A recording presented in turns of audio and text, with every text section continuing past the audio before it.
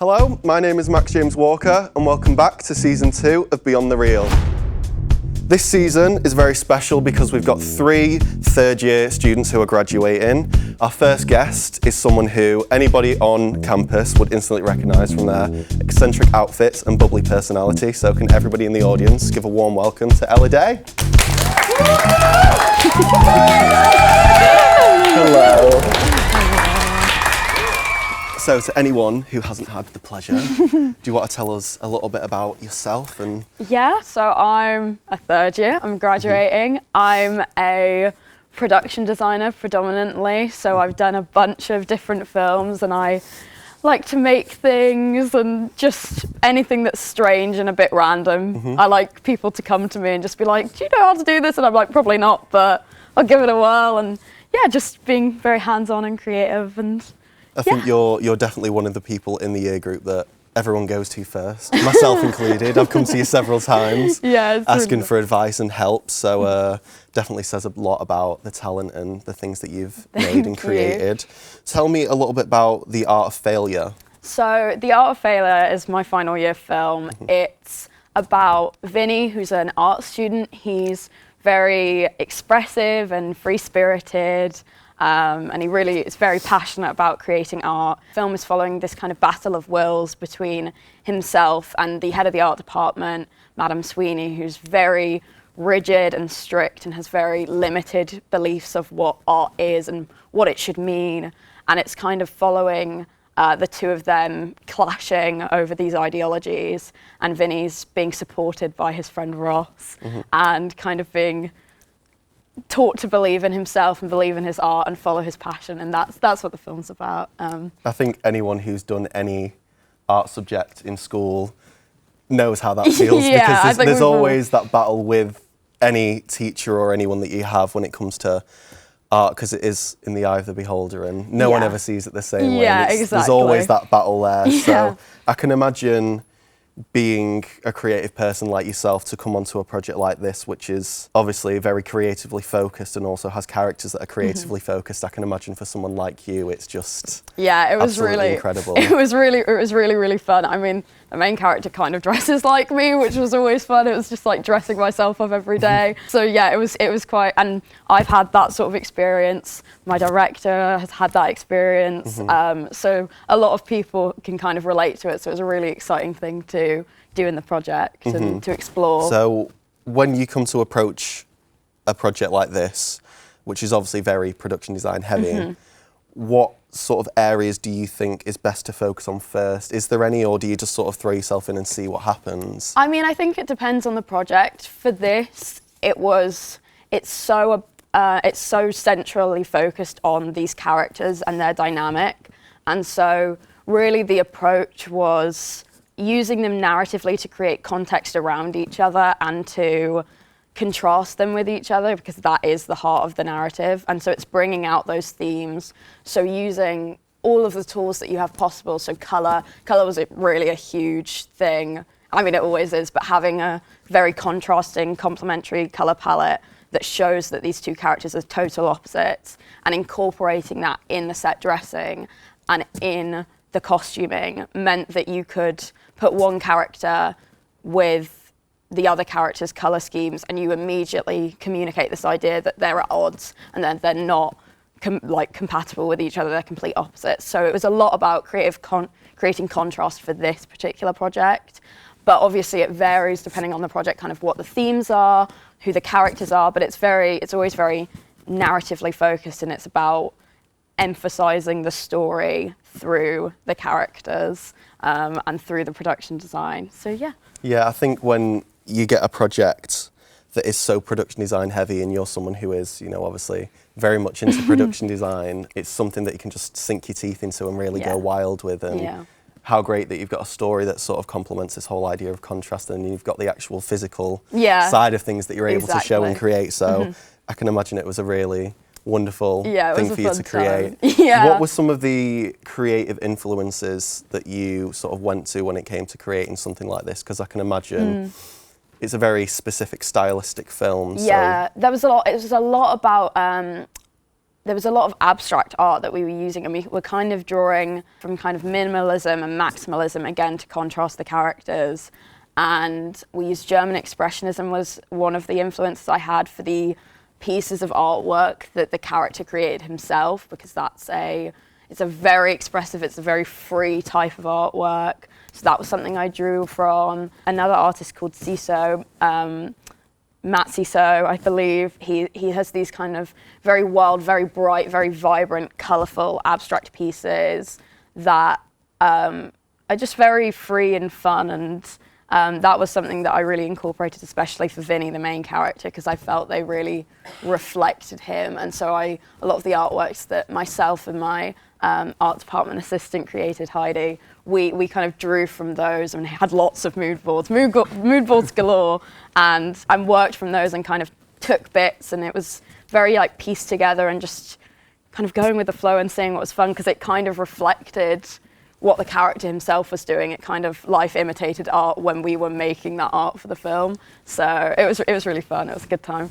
You yourself, like when we've spoken before, you've always been a creative person, like through school, coming up into uni. But interestingly, for you didn't start with film when it came to uni. You didn't go into that straight away, did you? Yeah, I did. I have always been quite creative and hands-on, but I think I took a bit of a dip from that, and so I ended up coming to university to broadcast journalism, which I thought would be really good for the hands-on stuff. Quite the difference from film, but it's quite different, and I think I realised fairly quickly it wasn't quite right for me. But I think a lot of what I was hoping for within that course, I found within film. So kind of as soon as I switched over, as soon as I got into that first lecture, I was like, oh yeah, this felt right. This is where this is better. This is where I'm meant to be. So yeah. And I think now that you've come to the end and graduating as soon, especially with a project as heavy and intense as the one that you just created, what is some of the things that you've created with this project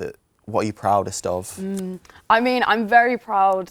Again, me and Heidi, my art assistant, we made a lot of pieces of art for this film. It's all about art, so we had to make, I think, like roughly 17 kind of main canvases, and then a bunch of just other pieces of set dressing, and that was done in quite a short amount of time, only like 2-ish weeks, a week and a half. 17 as well. So it was that, I think that was something I was really, really proud of, and I think they looked really good, and it was a really good time. I also think the costume department at the university was so amazing. We got so much stuff from them. Me and my director went and we just kind of took everything. We did the same for our film. we just kind of... You can spend hours in there, yeah, can't you? Exactly. We just got lost and we took so many things. And on set, we would go with the actor and we'd let him try and play around with a few things. But I think when I watch back at the film, especially in the last scene, I really love the contrast between the two characters, and the colours were both very high saturations, and so they were very equally matched. And there's a really nice shot that I think makes the costume, so I'm really proud of those as well, because I think those worked really well together in the end. So that's probably the things that I'm really happy about. With those 17 paintings, I can imagine that in the cast and crew, since they're not being used anymore, there's probably a little bit of a battle between There's been a little bit of auctioning. There's a little bit, our director's got, I think there was kind of a standout favourite that hasn't actually seen in the film much, which is really sad.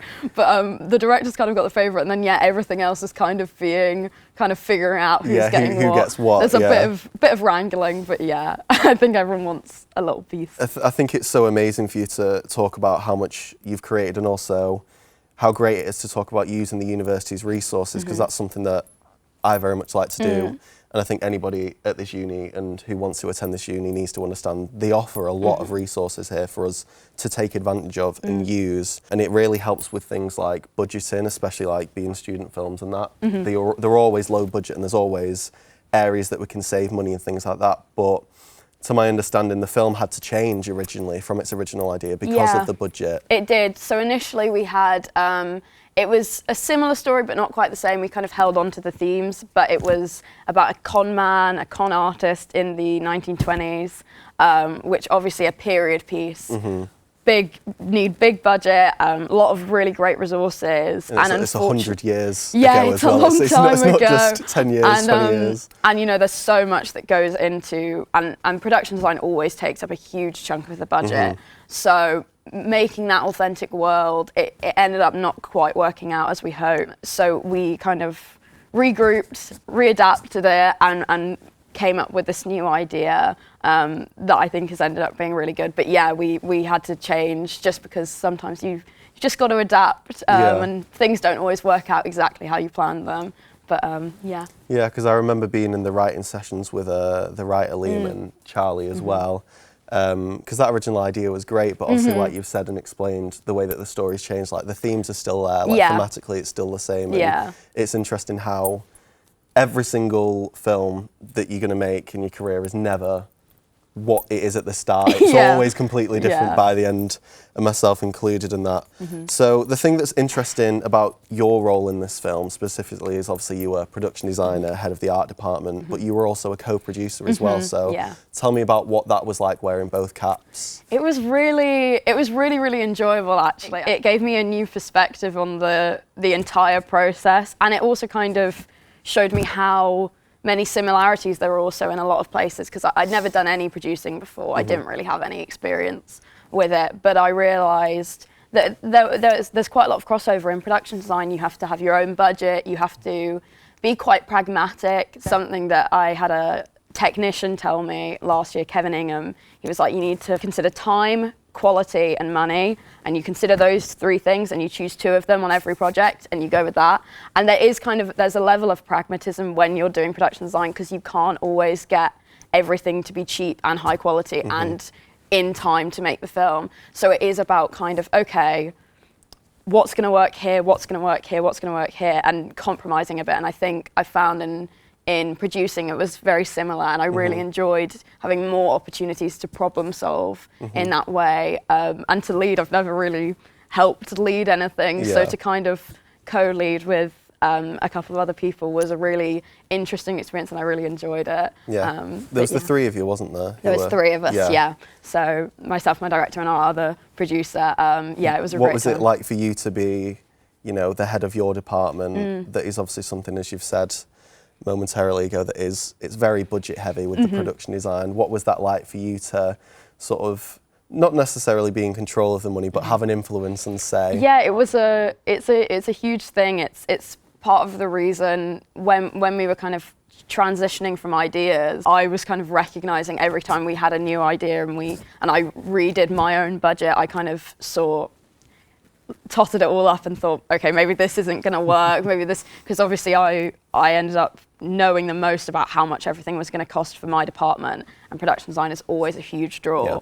It was quite important for me to be able to communicate with our other producer, Ben, who was really focused on the money, to be like, look, this might not work exactly in this way with this budget, because there's so much else for him to have considered outside of production design. It was interesting to be like, yeah, we can't do this. We're going to have to adapt. We're going to have to change. But yeah, it's a lot of power, a lot of power that I'm not always prepared for. But yeah, it's a good thing. I think it's always so interesting, especially at this stage now, whilst we were still in film school, is trying out those other roles that we wouldn't necessarily expect ourselves to have ended up doing, because it's happened to all of us at some point where we've all ended up doing a role that we've not particularly wanted to or had the choice of doing. So what's that been like to sort of step into something completely new? Because I know you've done other things as well as producing. I've really enjoyed it. When I joined and I switched over, I didn't have a lot of experience, but I kind of was interested in a bit of everything. And then I kind of